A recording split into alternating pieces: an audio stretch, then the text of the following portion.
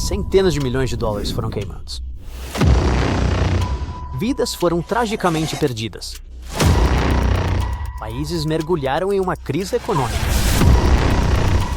Nosso planeta esteve à beira do desastre. Todos esses eventos terríveis aconteceram por causa de pequenos erros das pessoas. Erros cometidos por causa de desatenção, preguiça e medo de admitir as próprias falhas. Setembro de 1999. Há um clima inspirador no escritório da NASA. Os funcionários estão prestes a celebrar um evento monumental, a aproximação do Mars Climate Orbiter à atmosfera de Marte. O planeta vermelho nunca esteve tão próximo da humanidade. Os cientistas esperam por isso há 10 meses, desde o lançamento do aparelho, e o momento está prestes a chegar. O orbitador está se aproximando do alvo. Ele entra na alta atmosfera, ansioso para começar a coletar dados meteorológicos e atmosféricos. E então, algo dá errado. Os painéis de instrumentos estão emitindo bips ensurdecedores. É possível ver o pânico nos rostos das pessoas. Ninguém entende o que está acontecendo. A carcaça do dispositivo está aquecendo. Está muito perto da atmosfera. Está caindo, está derretendo, está se consumindo completamente. A comemoração está arruinada. Anos de trabalho. 125 milhões de dólares. E as esperanças dos cientistas são destruídas. Foi um desastre colossal para todo mundo científico. Mas o que causou isso? Um pequeno e muito estúpido erro. 2 grupos trabalharam no projeto. O grupo de navegação da NASA e a empresa Lockheed Martin Astronomics, que construiu a espaçonave. Durante a análise da aceleração do dispositivo, eles usaram um sistema em inglês de pés, polegadas e libras. E o laboratório do grupo de navegação usou o sistema métrico, de milímetros e metros em seus cálculos. Como isso é possível? A resposta é que eles simplesmente não levaram isso em consideração, esqueceram ou não prestaram atenção. E tudo isso enquanto trabalhavam em um projeto que valia mais de 100 milhões de dólares, liderado por uma equipe das pessoas mais inteligentes do planeta. Você consegue imaginar isso? O erro de navegação resultante fez com que a espaçonave voasse perto demais da atmosfera de Marte, o que a queimou. Às vezes, um erro nos cálculos pode custar milhões de dólares. Às vezes, 2 dígitos errados podem levar a uma crise econômica no planeta. Foi exatamente isso que aconteceu em 1º de janeiro de 2000. O incidente, chamado de Bug do Milênio, ou Y2K, derrubou o sistema bancário, interrompeu o funcionamento de aeroportos ao redor do mundo e quase causou um desastre nuclear no Japão. Dá uma olhada no que aconteceu. Dos anos 1960 até os anos 80, todos os computadores do mundo usavam um código de 2 dígitos para indicar o ano. Isso significa que, em vez de 1989, o programa usava apenas 89. Por quê? Porque os 2 dígitos extras exigiam muito mais dados, o que era caro. E todo mundo queria economizar dinheiro. E então chegou o ano 2. O programa considerou como se fosse 1900. As companhias de seguro e os sistemas bancários ficaram apavorados. Pessoas com empréstimos ficaram chocadas com o que viram nos relatórios. Por exemplo, em um empréstimo, o banco cobra uma pequena porcentagem a cada 24 horas. Vamos supor que seja 50 centavos. Mas no dia 1º de janeiro, aparece uma porcentagem referente a 100 anos. Dá até medo calcular quanto você deve agora. E sabe qual é a coisa mais impressionante? Muitos especialistas e programadores já sabiam do problema que estava por vir. Eles entendiam que o mundo digital podia entrar em colapso e tentaram avisar todas as empresas sobre isso. Alguns ouviram, outros ignoraram. Por quê? Provavelmente as pessoas não queriam se aprofundar no problema. Alguns nerds estão preocupados com 2 dígitos. Deve ser nada sério.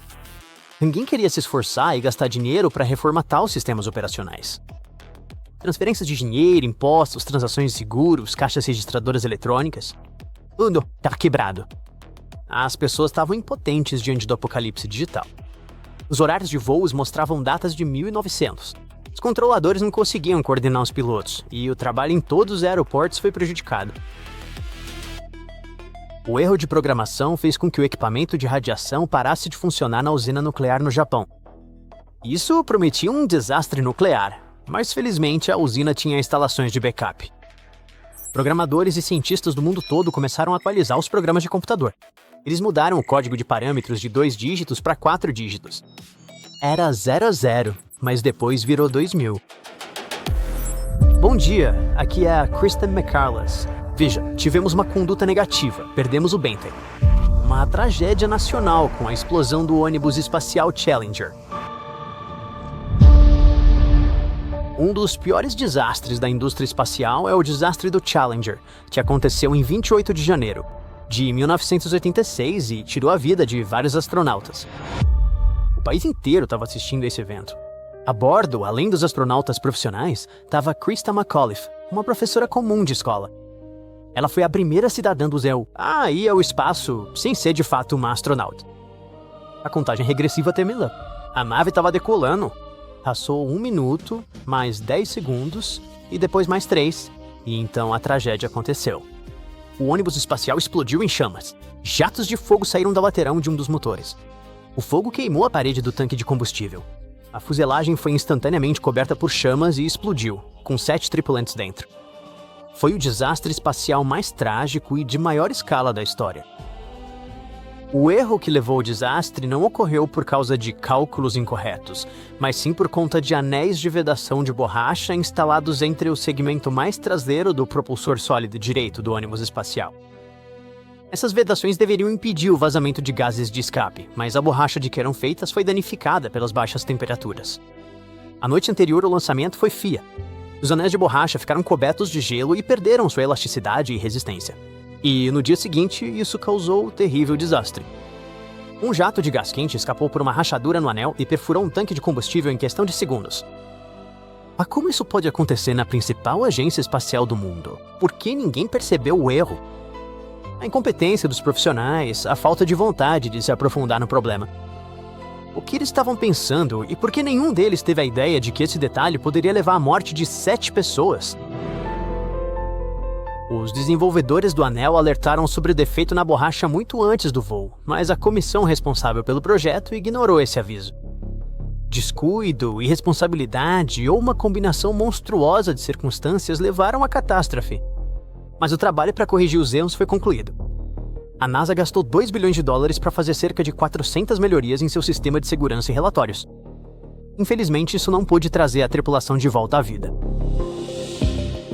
E se você misturar moléculas de carbono, cloro e flúor em várias combinações e começar a usá-las como uma alternativa segura aos compostos tóxicos em geladeiras e aparelhos de ar-condicionado? As pessoas vão começar a usar sua invenção química em massa. E alguns anos depois, a humanidade vai descobrir que esse elemento químico está prestes a destruir todo o planeta. É difícil imaginar, mas foi exatamente isso que aconteceu na primeira metade do século XX.